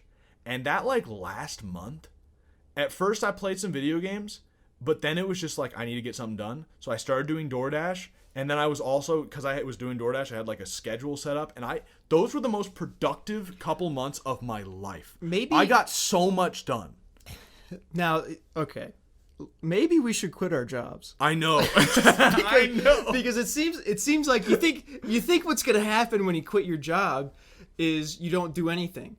But then every time I haven't had a job, there's 3 days where I don't do anything. And then I'm just living my best life possible, just working super fucking hard at shit. I know. I would wake up at 6 in the morning and I would work nonstop until 2 o'clock, like 8-hour day. Just like nonstop on what I'm working on, getting tons of work done. Then I would like eat something and then like work out the rest of the day, or like just crazy shit, like, or do DoorDash the rest of the day. So I've literally worked all day. I wouldn't even talk to you guys. You guys had to tell me at one point, like, Michael, we haven't seen you. We live in the same house. We haven't seen you in months. Like, yeah. And it's because I would get so much. It was like I don't know if anyone has worked on creative stuff like making videos for YouTube or like writing. I was writing a visual novel and stuff, but like the idea of doing that for 8 hours straight is amazing. Yeah. Like that is impossible. I could like normal day, if I write for an hour, like I'm writing a novel or something, I write for an hour, that is a good ass day. If I had an hour straight and it was all like I pumped out like 1,000 words or something, holy shit, good day. But like then it was like, no. 8 hours easy, and it was just I don't know. See, it's maybe we should quit our jobs. Currently let me show myself. Wait a minute. Currently I'm trying to quit my job, and the way I'm doing that is I finally got good enough at Japanese that I can teach it. I'm actually quite good. If anyone wants to, I'm not gonna whisper. If anyone wants to learn, peaked it. It fucking you Sorry, got your face really close to so you could whisper, and then you said, "I'm not gonna whisper." Okay. You shouted directly into the mic. If anyone, I was just getting everyone's attention, waking them up. If anyone would like to learn Japanese, email me. I charge $50 an hour. It's a very reasonable rate, I swear. And I will teach you, and that's how I'm going to quit my job, because I think you're correct. I think quitting job is actually, because even DoorDash, I quit my job and then did DoorDash, but I still had the productive part. I feel like making your own schedule is the key. I think so too. I don't know. I feel like I looked at this as just like, this is just interesting about this movie, and you're like, what if there's some like forbidden knowledge in here? What if there's something we can use? And then and now you're getting me to think like, what if there is something we can use? What if I should quit my job? What if I should quit my job? Maybe this fucking Protestant work ethic guy. maybe I don't even do the little work that I do. How about that? Maybe I've gone through the cycle enough times to where I can master it this time. Dude, I'm getting tingles. This might be it. This might be the key. Maybe. I have at least 2 actual real business ideas. I'll just start them. I just started my Japanese teaching business. All right. I'm telling you right now, like my plan right now is to quit my job. I have 2 plans that both involve quitting my job. One is I get enough students to pay my bills and eventually make as much as I make at my day-to-day job now off of teaching Japanese. And so I quit my job and do that, and I'm working like half as many hours. Or if that doesn't work, I go to Alaska, make a big chunk of change, and then come back and not have my job anymore and live off the Alaska money. Dude, those are my 2 plans, both quitting my job. I'm starting that photography business like you next should. week. It's a great idea. We're in a great location. I'm building the portfolio. I'm working on it. I'm gonna work on it fucking harder. So I guess the fruits of Groundhog Day, we're both gonna quit our jobs and we're gonna end up homeless again.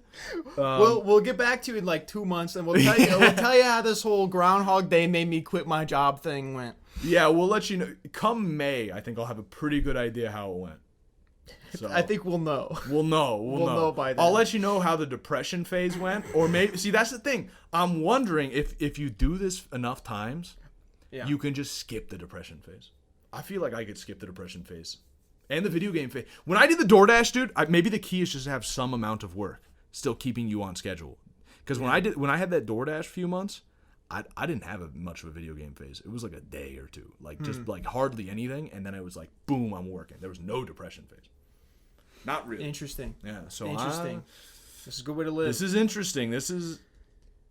You can follow us on Twitter at @sendmetohell2. We'll tell you how this whole thing is going. I'll keep you posted. I'll live tweet my not working. Yeah, but anyway, that's basically how I see this movie. Is first of all, basic level, it's teaching you the way to get out of your funk is not to be hedonistic, but to do good things for other people and to improve yourself.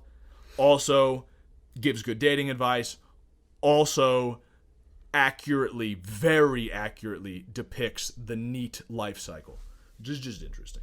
But altogether, I think none of that is negative, and the parts that are in any way moral are certainly positive, unless I'm being encouraged to quit my job and then I end up being homeless or something. Then I will change my mind later. I'll let you know. But so far, I say 100% positive, 100% will send you to heaven. This movie is really good. Yeah. And it's funny. It is funny. Part of me still dislikes that my fiance said it's basically just the plot line of a rom-com, and I said, yeah. I don't like that that's true, but I can deal with this being the anti-rom-com that is better than any rom-com. I can contextualize it in that way in my head, and I'm okay with it. The one thing, Chris Elliott in here. He's not really that. He's kind of annoying and everything. The balding guy? guy from Cabin Boy. Yeah, the balding guy, the camera guy. Mm-hmm. He can be kind of grating. I don't mind him too much. I didn't mind it too much. I don't mind him too much. My wife hated him, but But that got a cool quote in my house that was said.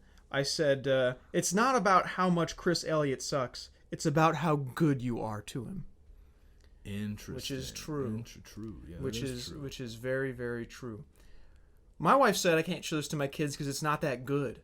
To which I said, "Wow, excuse me." Wow, your wife didn't like it? She said, I don't know. I guess she's seeing a lot. She says like, it's not that good a movie. And I'm like, excuse me? My fiance didn't really like it. What's going on? Well, her Dude, what Dudes Rock. she said. Dudes Rock. It's Dudes Rock. Dudes Rock. That's all it is. That's all it is. This is a man movie. I didn't know, but it's a man movie. It seems like a It girl is movie. the anti-rom-com because it's only for men. This one's for the boys. This one's for the boys.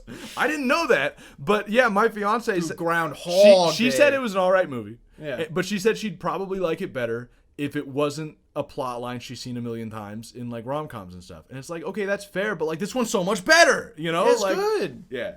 It's for the boys. This one's for the boys. This one's for the boys. That's so weird. That is really weird. I'm showing to my kids. I don't care. You know what it is? I bet I know what it is. What is it? Because what? Let me ask you. I won't lead you at all. Okay. What's the best part of this movie? The end, the last day. Which part? I feel like I'm really on the spot here. I like where he's playing. She sees him and he's playing piano. Okay, like I had a that. slightly different answer, so it doesn't match up. I was gonna say the best part is the self-improvement. Oh yeah. Okay. If we're talking broad strokes, Yeah. for Okay. sure. Okay. That's me. when- That's for the boys. Self-improvement is for the boys. When he's reading in the diner, Yes. and then the next scene he goes and says like, "I'll give you $1,000, teach me piano." Those two scenes juxtaposed are classic. Yes. Yeah. That's what I want to see. That is like I want to watch that scene on repeat. Women don't even Have want to that- know that scene exists. I want to have that on a television screen in the corner of my house as I work out. Yeah. You know what I'm saying? No joke. Since I've watched this, I've had the thought, what will Bill Murray at the end of Groundhog Day do right now? Do that. See. And honestly, you should do that. Get off whatever you're doing right now. Get off your ass and go do that thing. Take advantage. That's a good message of this movie. It's just like you have time, take advantage of it. Do something with it. Improve yourself, but also remember to help other people. It's got that good balance too. It's not completely just like self-centered improving yourself. And you know, it's interesting too. They have the old dying homeless guy. Yeah. You can only do so much. You're only human. But you try. But you have to try. You try. You have to try. Crazy. Did your wife like that scene?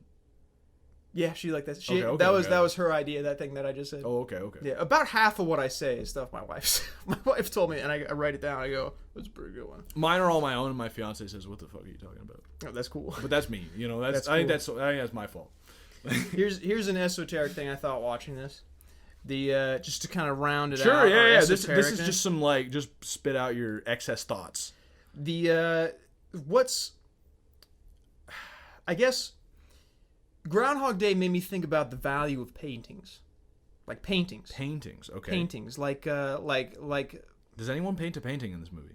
no. Okay. I'm just making It made sure. me think about I didn't miss paintings. that. Okay. And kind of the great gift that Bill Murray has been given in the movie.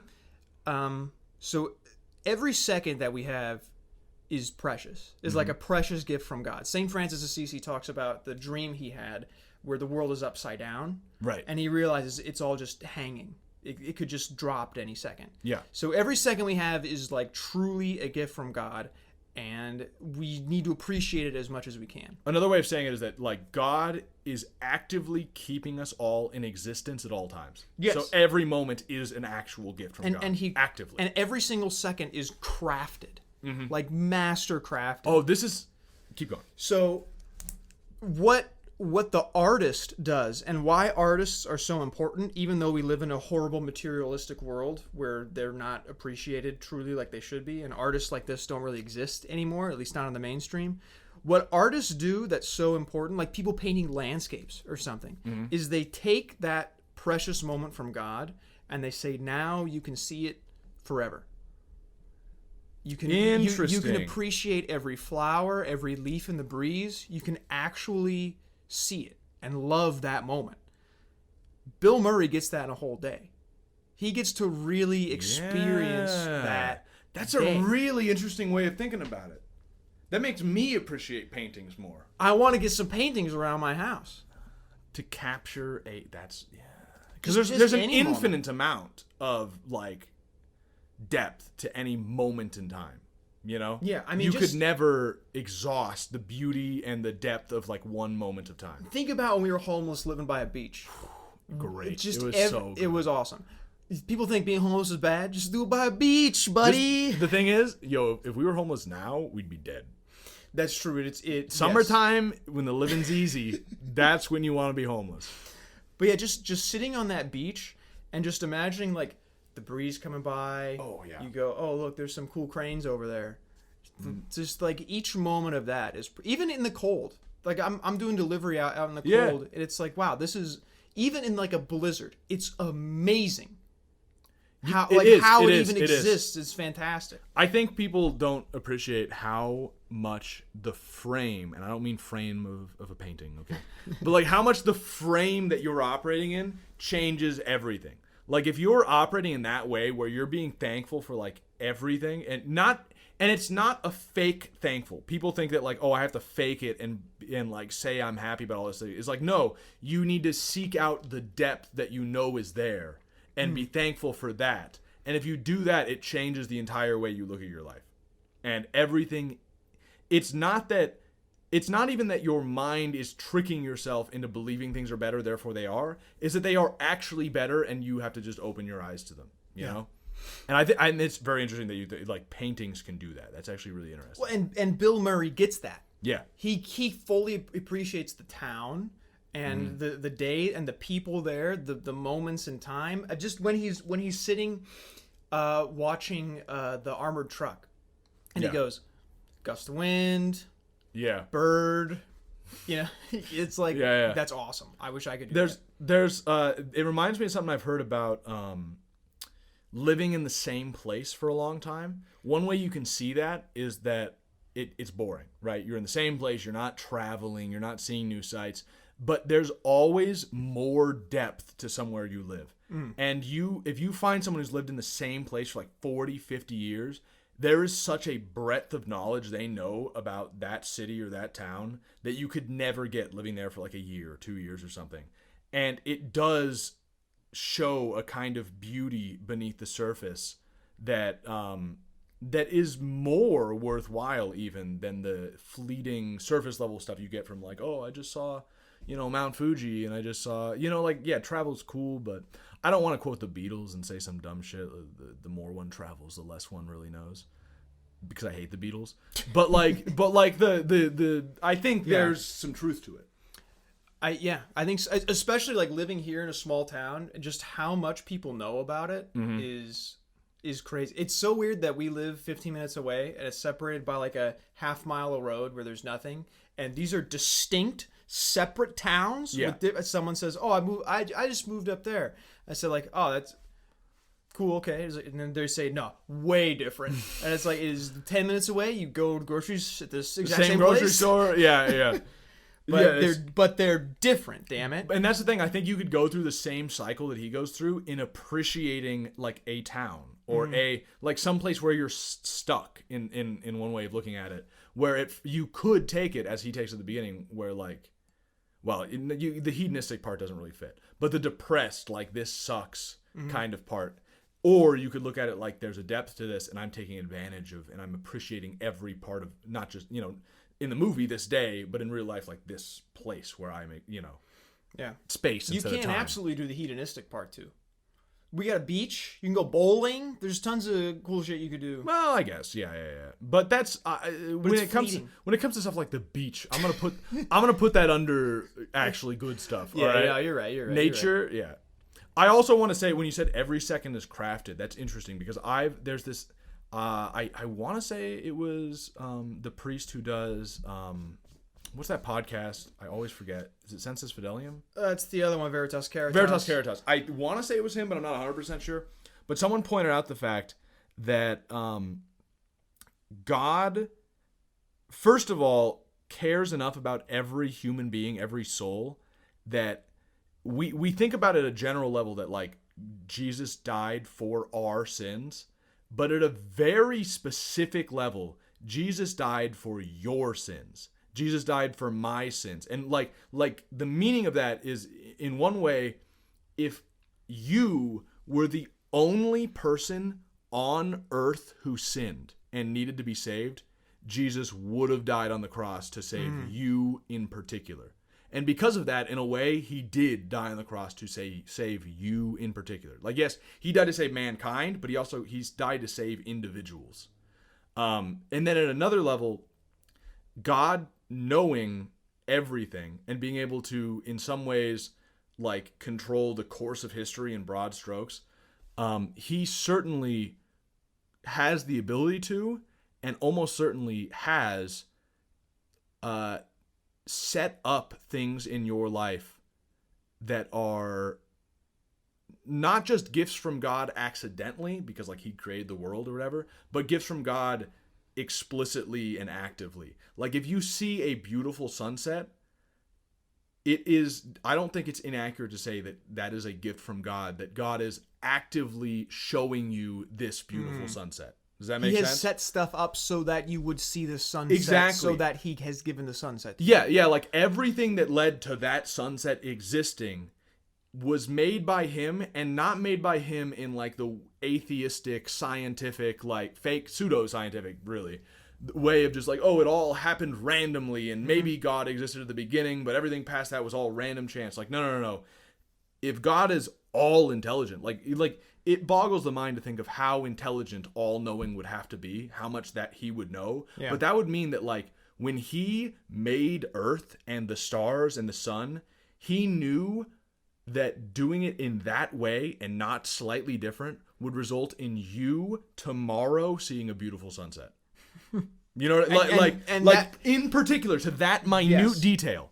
If he were omniscient, he Which he is. he would know that. He would know that, and that like not only would he know that, but because he is God, even a detail that small he can keep in his mind as he's making decisions. So like every part of your life is known by God before time, like outside of time. And when something beautiful happens, or even something bad happens, when something beautiful happens, it is a gift from God, like actively. And even when something bad happens, like it is that he allowed it to happen explicitly, and there is a reason for it, because he knew even before Earth existed that was going to happen to you, and he allowed it to happen. And again, he died on the cross explicitly for you. So there's a reason why he allowed these things to happen. So don't complain about stuff. So don't fucking complain. Be it done unto me according to thy word. Yeah, exactly. Enjoy the beautiful sunset. And, you know, when I think, you know, it's people focus more nowadays. And this is a good thing in some ways. There's kind of like the mindfulness sort of movement that's going on where people are like, be more aware of your surroundings and more thankful for what's going on. And it's got some good parts to it.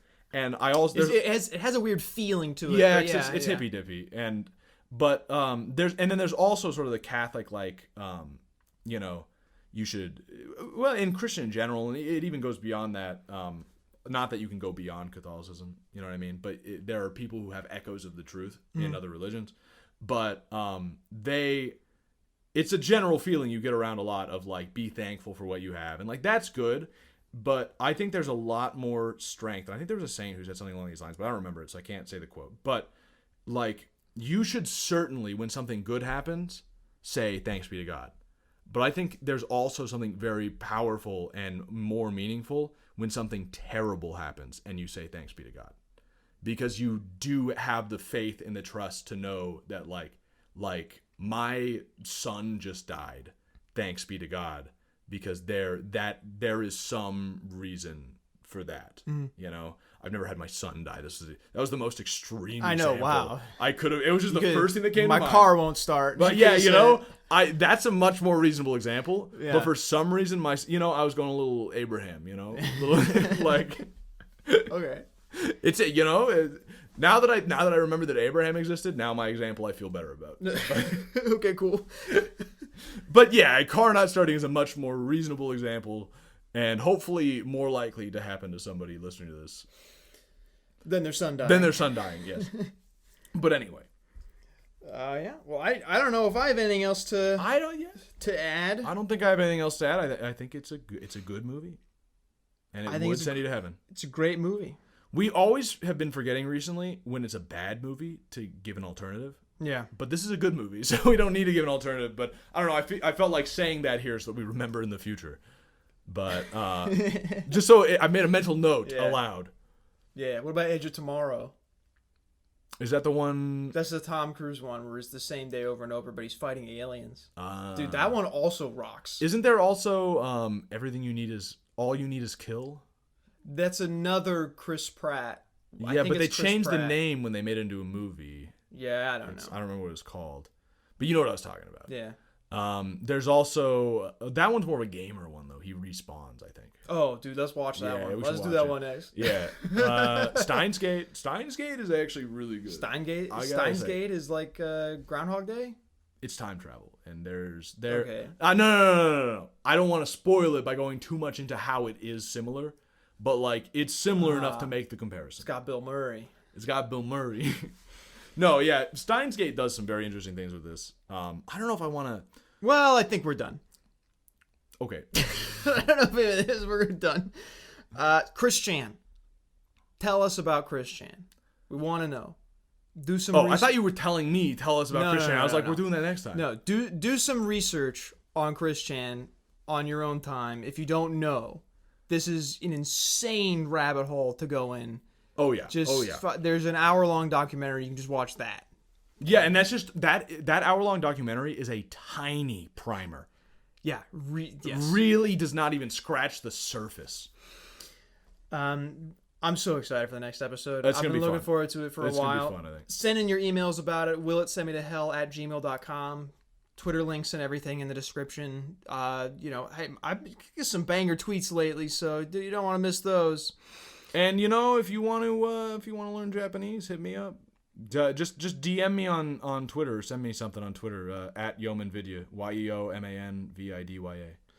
And paypal.me/willitsendmetohell, patreon.com/willitsendmetohell. These are real producer credits. We need producers to keep this show. If you're saying, they're doing a Chris Chan episode next, I want my name on the Chris Chan episode. Actually, I know a guy who might want that. I'm gonna send him something. Okay. But if you might be that guy, or you might just be a Chris Chan fan, a bit of a Christorian.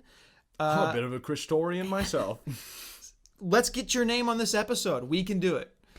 We can do it together. Together we can fund this podcast. Together, you can send me money. Together. But yeah, thank you so much for listening. Send this episode around. Send the show around. Dude, I know your Aunt Kelly is a big fan of Groundhog Day. She's gonna love this episode. Oh yeah. Send it to her. Maybe this was an uplifting episode. We didn't talk too much about anything that I'm gonna ruin the end of the podcast. The by Jews mentioning. Came up only like a tiny bit. Twice maybe, and it was all jokey. All jokey. Buddhist Jews. This was a fun one. This is fun. This one you could show your parents. Yeah. Yes. I'm gonna review our podcast. Will our podcast be offensive to your parents? That's the question we're answering now, and the answer is this episode. No, I don't think so. This episode's a good one. My fiance's parents do listen to this, by the way. Now that's really my dad listens to some of these. Yeah, I don't like that they do that. Yeah, I don't like that also they do her that sister. Either. Oh, I should have mentioned. This is actually important. She, at some point, we were answering a question, and we implied that vocationally there are only two options for a woman: either to get married or to become a nun. Yeah. They pointed out to me that might not be true, and I realized thinking about it for 2 seconds that Joan of Arc is a saint and was neither of those things. So I may be incorrect, and I'm going to look into it more. But I just want to put that out there. I'm going to look into that more because at first I thought definitely there's only two. But once they brought it up, I was like, yeah, Joan of Arc is a really good counterpoint. Ladies, 3 options. You got marriage, you got nun, you got join the military. You've got marriage, nun, French Foreign Legion. Thanks for listening. We will see you in 2 weeks for... By the way, we're doing Chris Chan because it's his 40th birthday. Yeah, which is crazy. It's gonna come out a few days before his 40th birthday. We're all gonna be celebrating Chris Chan's he's 40. Do you know what's crazy? What? We should send him a letter. He answers. We should send him a letter. Oh, we're gonna send him a letter. We're gonna read his response on the next show. If he responds, I hope he responds. Oh, I hope he responds. Oh. I hope he continues to claim to be Jesus Christ. I hope we convert Chris Chan. Dude, that would be insane. That would be the biggest get of all time. That's bigger than Mussolini. That's bigger than Napoleon. Thanks for listening. We'll see you next time. Bye.